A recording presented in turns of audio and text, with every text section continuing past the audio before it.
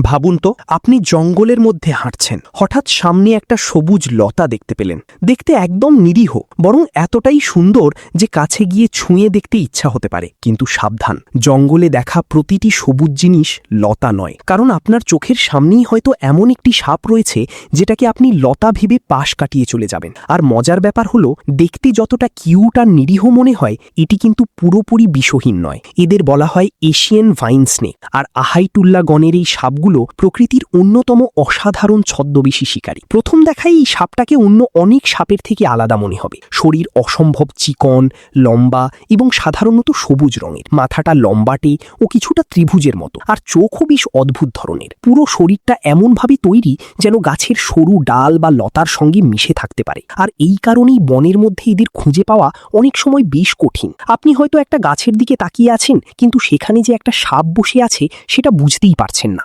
আর এই সাপের সবচেয়ে অবাক করা বিষয়গুলোর একটি হলো, এরা বেশ লম্বাও হতে পারে। প্রজাতিভেদে আকার আলাদা হলেও আহেতুল্লা প্রাসিনার মতো কিছু ভাইন স্নেক প্রায় 6 ফুট পর্যন্ত লম্বা হতে পারে। ভাবুন একবার, এত সরু একটা সাপ যেটাকে দূর থেকে একটা লতার মতো মনে হয়, শরীর পুরোটা প্রসারিত করলে প্রায় একজন মানুষের উচ্চতার কাছাকাছি লম্বা হতে পারে। অর্থাৎ দেখতে ছোট ও সরু মনে হলেও আসলে এদের শরীর বেশ দীর্ঘ। তবে এই সাপের আসল শক্তি তার আকারে নয়, তার ছদ্মবেশে।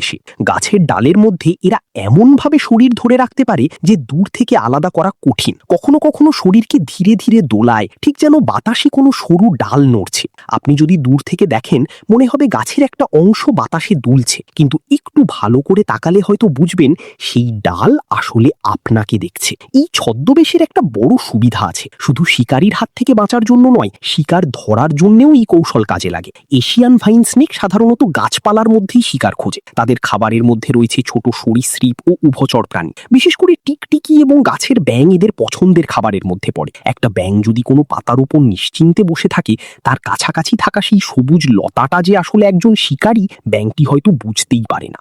তারপর সাপটি খুব ধীরে ধীরে নিজের শরীর এগিয়ে নেয়, কোনো হঠাৎ তাড়াহুড়ো নয়। কারণ এই সাপের শিকারের কৌশলই হলো চোখে না পড়ে যতটা সম্ভব কাছে যাওয়া। আর যখন শিকারের জন্য উপযুক্ত দূরত্ব তৈরি হয়, তখন দ্রুত আক্রমণ করতে পারে। প্রকৃতির কাছে এটি যেন একটা জীবন্ত স্টেলথ সিস্টেম। চোখের সামনে আছে কিন্তু চোখে পড়ছে না। এবার আসি এমন একটা বিষয়ে যেটা শুনলে হয়তো আপনার ধারণাটা একটু বদলে যাবে। এই সাপ দেখতে যতই সুন্দর হোক, এটি পুরোপুরি বিষহীন নয়।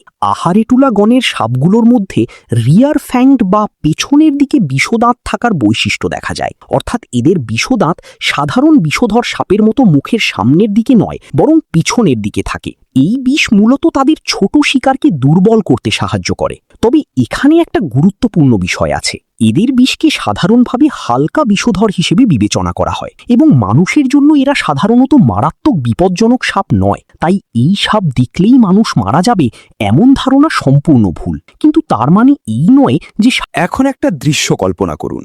আপনি জঙ্গলের মধ্যে হাঁটছেন, সামনে একটা সুন্দর সবুজ লতা ঝুলছে। আপনি সেটার পাশ দিয়ে চলে গেলেন। কিছুক্ষণ পর বাতাস বন্ধ হয়ে গেল, কিন্তু লতাটা তখনও নড়ছে। আপনি এবার একটু থামলেন, ভালো করে তাকালেন, তারপর দেখলেন লতার মাথাটা আস্তে আস্তে আপনার দিকে ঘুরছে। সেই মুহূর্তেই বুঝবেন আপনি এতক্ষণ যেটাকে লতা ভাবছিলেন, সেটা আসলে একটি 6 ফুট পর্যন্ত লম্বা হতে পারা সরু সাপ। আর এখানেই এশিয়ান ভাইন স্নেক এত আকর্ষণীয়। এরা বিশাল আকারের কোনো অজগর নয়, প্রচণ্ড ভয়ঙ্কর দেখতেও নয়, বরং তাদের সৌন্দর্য আর অদ্ভুত শরীরের গঠনই তাদের বিশেষ করে তুলেছে। কিন্তু সেই সুন্দর চেহারার পেছনে রয়েছে অত্যন্ত কার্যকর শিকারী কৌশল, অসাধারণ ক্যামোফ্লাজ এবং হালকা বিষের ব্যবস্থা। তাই পরের বার জঙ্গলে গেলে একটা কথা মনে রাখবেন, সবুজ কিছু দেখলেই হাত বাড়িয়ে ছুবেন না, কারণ সেটা হয়তো লতা, হয়তো গাছের ডাল, আবার হয়তো এমন একটা সাপ যে কয়েক মিনিট ধরে আপনাকে দেখছে, অথচ আপনি তাকে দেখতে পাচ্ছেন না। প্রকৃতির সবচেয়ে আশ্চর্য বিষয়গুলো অনেক সময় আমাদের চোখের সামনেই থাকে, শুধু আমরা সেগুলো চিনতে পারি না। আর এশিয়ান ভাইন স্নেক তারই একটা নিখুঁত উদাহরণ।